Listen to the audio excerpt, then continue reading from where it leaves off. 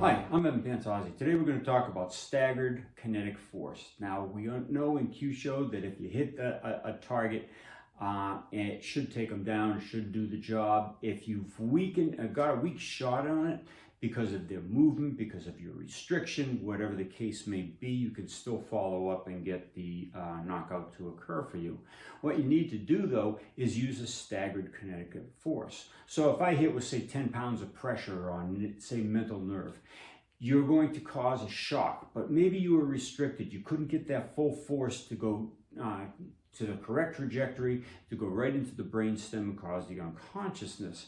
So what you need to do is follow up with another strike. Now, if you strike at the same pressure, the person's going to feel the exact same thing. What you need to do is stagger that force, or that energy that's going into the body. So if you hit light, because this hand was restricted, use a heavier shot, and maybe another shot as well. But you always have to stagger the force. If you don't, the body can read it as the same type of a force, and it's not going to get confused. And that's what we're trying to do, is confuse the central nervous system, the brain in particular, and it causes the body to shut down temporarily until it can recalibrate itself. So again, you want to strike. If you strike light, you want to heavy up on that. Or you could go 1, 2, and then heavy up on the third. Okay, but if you stagger the pressure on all three, it's going to be the best. Now, in the knockout, or the demonstration that we're going to be doing for the extended film, I'm going to show you on the back. Now, you don't always have to knock someone on the head and or neck to cause unconsciousness. As we've shown many times, you can do it on the arm, you can do it on the body, the legs. All right, this time we're going to choose the back.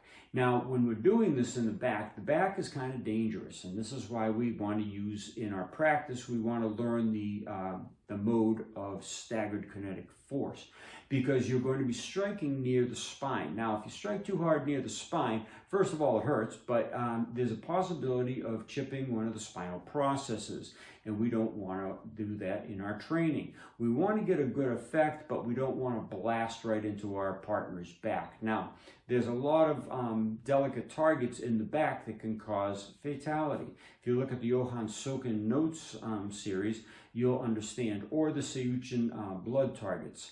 We've developed the knockouts in there using just one shot, but now we're going to try a different approach. We're going to do this with a staggered force so we can lighten up on our hits. And when we're training, we do this a lot, because if you blast someone in the head and you take them down, you knock them out, it's very hard to pick the person up and want them to continue, or they're not going to really want to continue. They're going to be sort of dazed and confused. You have to go through the reanimation project, or the revival project, and try to restore their senses. Now, if you're still having difficulty with that, it's going to be difficult to train. So that's why we use staggered force. We'll tag the person a few times, and that will do the job with lighter force, and it will still get the person down so you know you did your Kyusho correctly, and it will also not mess them up so they can continue on with their work as well. Now, earlier on, I'll put the video link at the end of this film. Just look for the little square that comes up with the video presented. That is the time delay. Now, we showed this a long time ago when we did the time delay. We did a body knockout using the ribs, and how to use the lighter force to cause a delayed knockout. So again, the kinetic force is very important for you to understand in your Kyusho if you want to train repetitively and with longevity. Otherwise, if you just go blasting in the targets, you lose your partners real quick, and you might get the feel for it, but it's not the same as practicing for longer periods of time. So again, the extended film, let's take a look at that attack, and you can better understand how to apply that force.